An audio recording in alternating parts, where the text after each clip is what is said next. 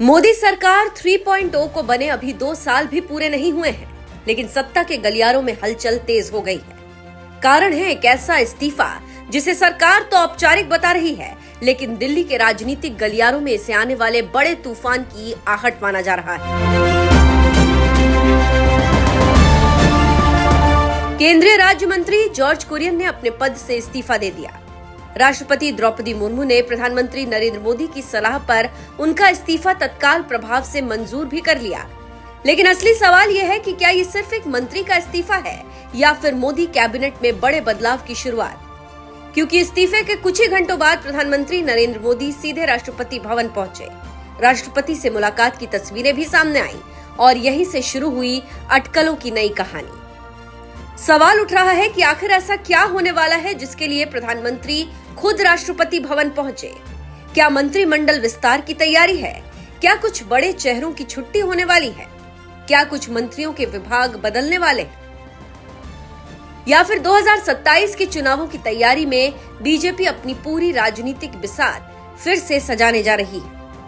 पहले समझते हैं कि जॉर्ज कुरियन का इस्तीफा क्यों हुआ, और इसको लेकर हम पहले भी आपको बता चुके हैं। खबर यह है कि 21 जून 2026 को उनका राज्यसभा कार्यकाल खत्म हो गया था। वे मध्य प्रदेश से राज्यसभा सांसद थे। बीजेपी ने इस बार उन्हें दोबारा राज्यसभा नहीं भेजा। संविधान के अनुसार कोई व्यक्ति लगातार 6 महीने से ज्यादा संसद का सदस्य नहीं रह सकता, इसलिए मंत्री पद छोड़ना उनकी संवैधानिक मजबूरी थी। यानी तकनीकी रूप से देखें तो ये इस्तीफा कोई राजनीतिक विद्रोह नहीं था, लेकिन राजनीति में कई बार घटनाओं से ज्यादा महत्वपूर्ण उनका समय होता है, और यहाँ समय बेहद दिलचस्प है।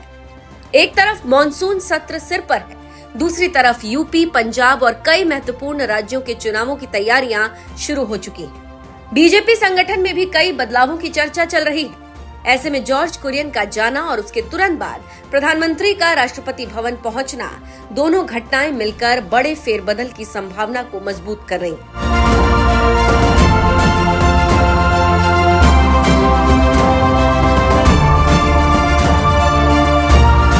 जानकारों की माने तो मोदी सरकार के लगभग 30 से 40% मंत्रियों की जिम्मेदारियां बदल सकती हैं। कुछ नए चेहरे कैबिनेट में शामिल किए जा सकते हैं, कुछ मंत्रियों को संगठन में भेजा जा सकता है, और कुछ ऐसे चेहरे भी हैं जिनके विभागों में बदलाव लगभग तय माना जा रहा है। बात दरअसल यह है कि मोदी सरकार के कई वरिष्ठ मंत्रियों के पास एक से ज्यादा मंत्रालय। अश्विनी वैष्णव रेल, सूचना प्रसारण और इलेक्ट्रॉनिक्स जैसे महत्वपूर्ण मंत्रालय संभाल रहे हैं। प्रहलाद जोशी के पास भी कई जिम्मेदारियां हैं।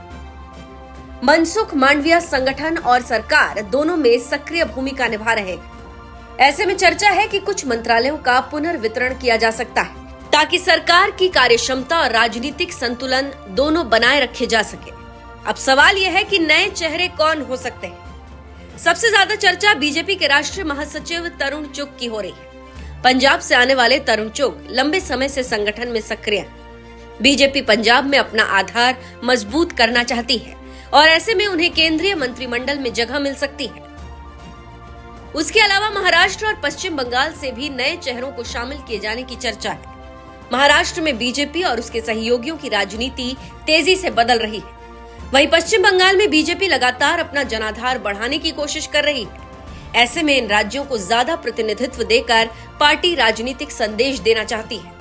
सिर्फ बीजेपी ही नहीं, बल्कि सहयोगी दलों को भी खुश करने की कोशिश हो सकती है। जेडीयू और टीडीपी इस समय एनडीए सरकार के महत्वपूर्ण स्तंभ हैं, इसलिए मंत्रिमंडल में उनके प्रतिनिधित्व को बढ़ाने पर भी विचार हो सकता है। महिलाओं को ज्यादा प्रतिनिधित्व देने की चर्चा भी जोर पकड़ रही है।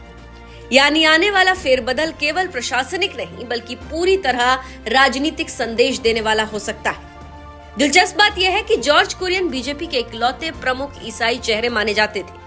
केरल से आने वाले कुरियन लंबे समय से अल्पसंख्यक समुदाय के बीच भाजपा का चेहरा रहे। अब उनके जाने के बाद पार्टी के सामने ये चुनौती भी होगी कि ईसाई समुदाय तक अपनी पहुंच को कैसे बनाए रखा जाए। संभावना जताई जा रही है कि कुरियन को संगठन में बड़ी जिम्मेदारी दी जा सकती है। खासकर केरल और दक्षिण भारत में बीजेपी के विस्तार अभियान में उनकी भूमिका बढ़ सकती है। लेकिन कहा जा रहा है कि असल में मोदी सरकार अब अपने तीसरे कार्यकाल के मध्य चरण में प्रवेश कर रही है।